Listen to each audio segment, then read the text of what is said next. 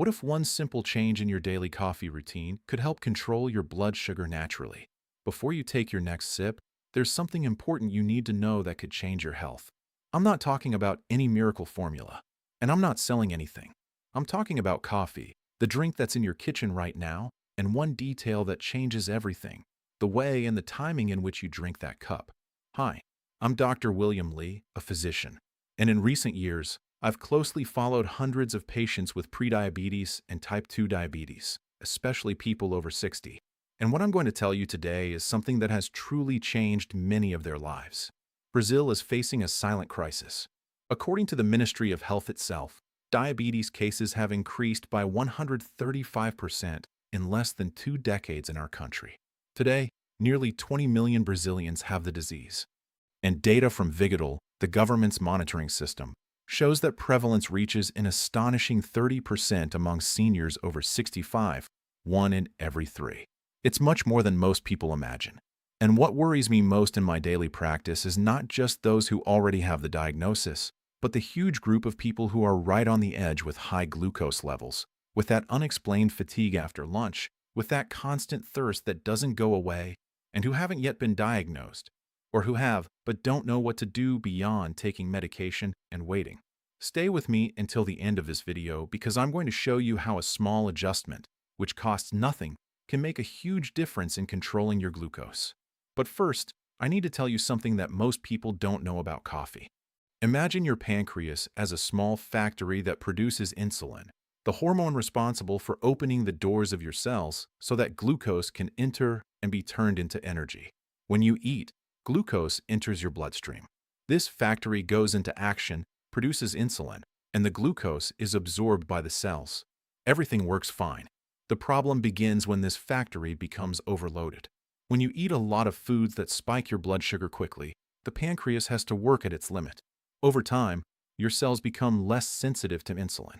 The pancreas has to produce more and more to achieve the same effect, and that's when insulin resistance sets in, the gateway to type 2 diabetes. Now, what about coffee? What does it have to do with all this? Coffee is an extraordinary drink from a biochemical point of view. It contains hundreds of bioactive compounds, but 2 of them stand out to science: chlorogenic acid and trienol. Think of them as traffic controllers in your intestines.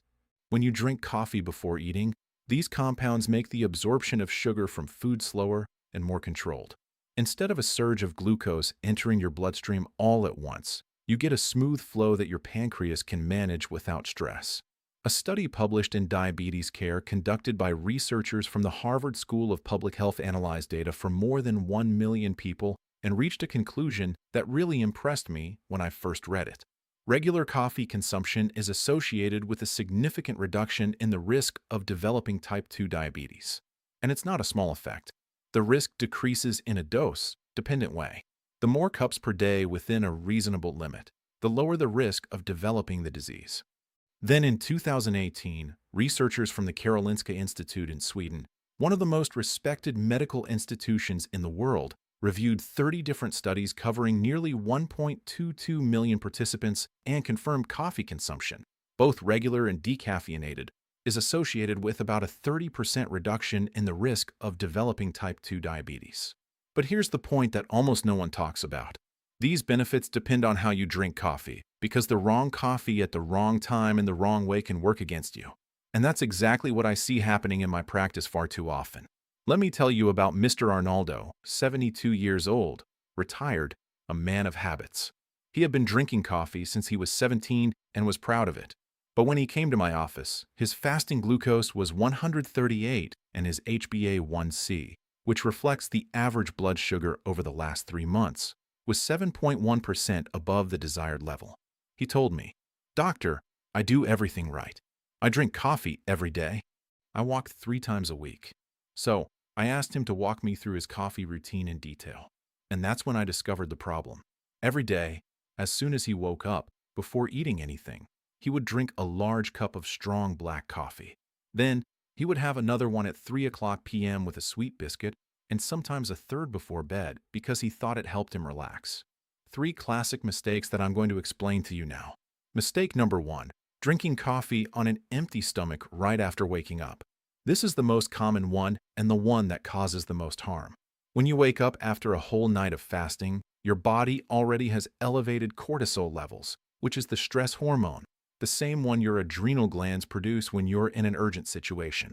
Cortisol already signals your liver to release glucose into the bloodstream, so you have energy to start the day. It's a normal survival mechanism. The problem is that caffeine amplifies this effect. It further stimulates the adrenal glands, releases more adrenaline, and the liver responds by releasing even more glucose into the blood. And you haven't eaten anything yet. The result? You haven't even taken a bite of food, and your glucose has already risen between 20 and 40 milligrams per deciliter. I've seen lab results that confirm this in patients who continuously monitor their glucose. A study published in the British Journal of Nutrition confirmed this effect. Drinking black coffee on an empty stomach after a night of sleep can significantly increase blood glucose levels in the morning. Mistake number 2, coffee with sugar, artificial sweetener, or cream. It may seem harmless, but it's not. A spoonful of sugar in coffee causes an immediate spike in glucose and cancels out the benefits of the chlorogenic acid you just consumed. It's like starting a fire and pouring gasoline on it at the same time. And artificial sweeteners.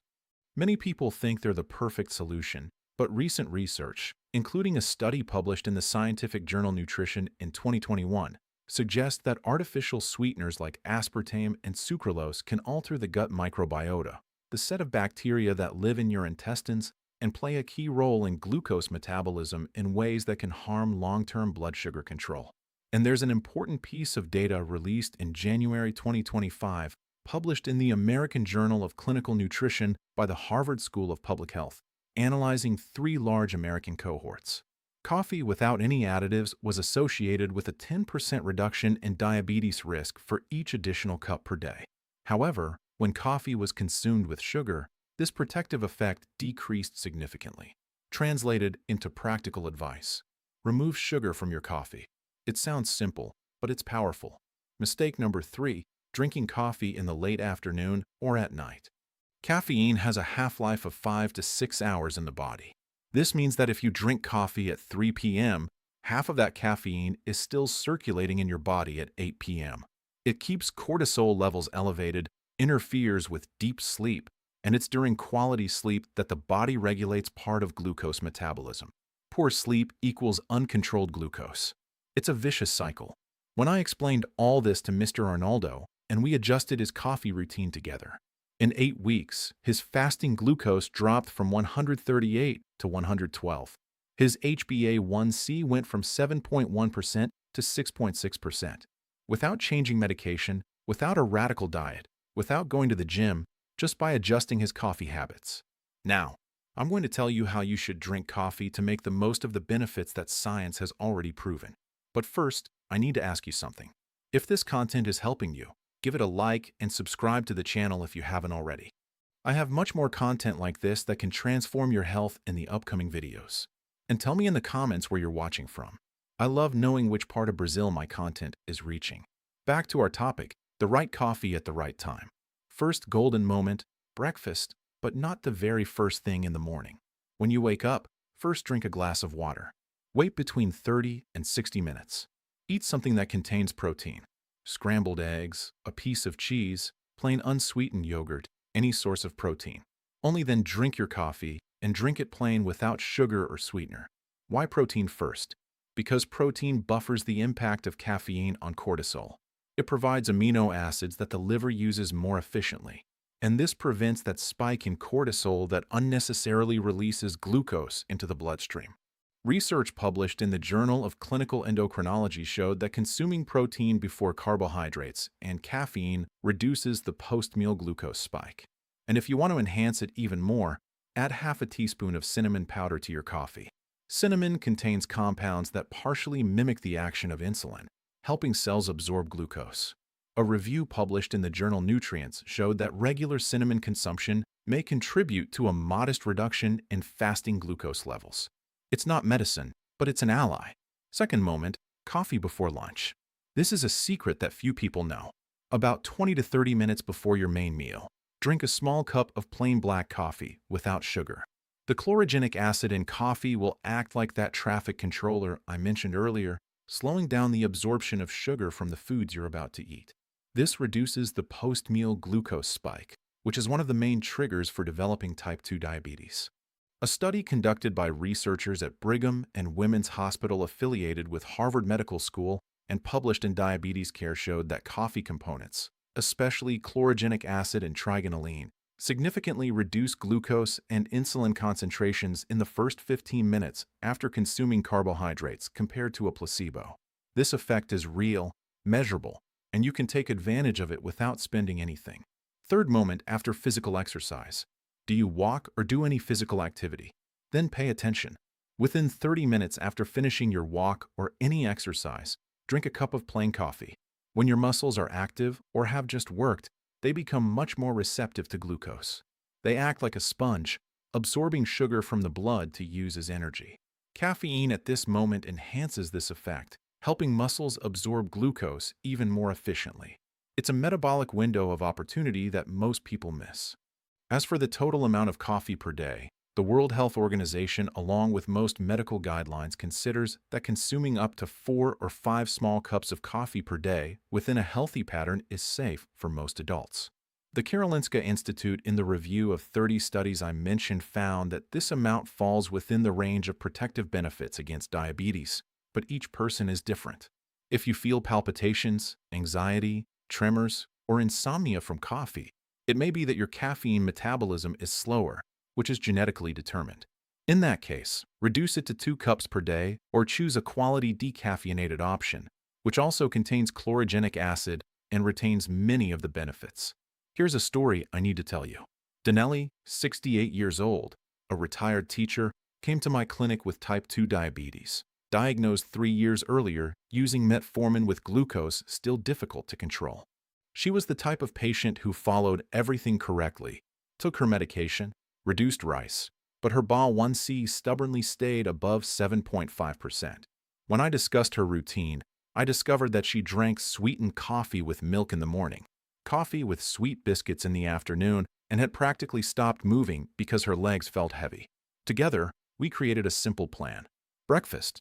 Wait 45 minutes after waking up, eat a boiled egg, then have plain coffee with cinnamon. Pre-lunch coffee, a small cup 20 minutes before eating. A 25-minute walk in the afternoon 3 times a week and a coffee right after. We eliminated the sweetened afternoon coffee and the biscuits. 6 weeks later, she returned to the clinic with a smile I will never forget. Her BA1C had dropped from 7.5% to 6.8%. Her fasting glucose was 109. She told me, "Doctor, I woke up with energy for the first time in years. I didn't change her medication. I changed her relationship with coffee. But now I need to warn you about something important that may be sabotaging you without you realizing it.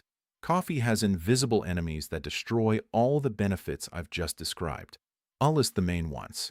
Enemy number 1, sugar of any kind. Refined, brown, demerara, honey. Anything sweet added to coffee creates an immediate glucose spike that cancels the protective effect of chlorogenic acid. The 2025 Harvard research made this very clear. Coffee with sugar has reduced protection against diabetes. Enemy number 2, artificial sweeteners. As I explained earlier, there is growing evidence that aspartame and sucralose disrupt the balance of the gut microbiota, which is essential for healthy glucose metabolism. If you need to sweeten it, try natural stevia, which so far has not shown the same negative effects in available research. Enemy number 3, industrialized instant coffee, the kind that comes in sachets. These products often contain hidden sugar, hydrogenated fats, and additives that compromise nutritional quality. Prioritize natural ground coffee, 100% Arabica, freshly brewed. Enemy number 4, coffee paired with ultra-processed foods, white bread, filled cookies, industrial cakes. When you combine coffee with these foods, the glucose spike from refined carbohydrates is so high that no amount of chlorogenic acid can compensate. And finally, I'll tell you about what I call the protection triad because coffee works even better when it's part of a context of healthy habits. First element, smart coffee, the way I taught you at the right time without sugar, maximizing the benefits of chlorogenic acid. Second element, movement. You don't need to go to a gym. 30 minutes of moderate-paced walking 3 to 5 times a week is enough to dramatically improve insulin sensitivity. Moving muscles act like drains, pulling glucose out of the blood independently of insulin. This has been confirmed by so many studies that it would be impossible to list them all here. Third element, adequate protein intake in meals. Protein is the macronutrient that has the least impact on glucose, promotes satiety, and protects muscle mass, which is the body's largest consumer of glucose. After the age of 60, protein needs increase because the body becomes less efficient at using it. Eggs, chicken, fish, beans, cheese, and plain yogurt include a source of protein in each main meal. When these three elements work together, the effects multiply. Coffee improves insulin sensitivity. Exercise increases glucose uptake by muscles, and protein stabilizes post-meal glucose spikes. It's a powerful combination that doesn't cost much and doesn't require any special product. But I need to be honest with you about one thing. Everything I've described here are complementary lifestyle strategies based on solid scientific evidence. They can help a lot, but they do not replace medical evaluation and follow-up. If you already have diagnosed diabetes and use medication, never change the dosage or stop taking it on your own. Ideally, you should take this information to your doctor, discuss it together, and make adjustments with professional guidance. Now, let me ask you a question.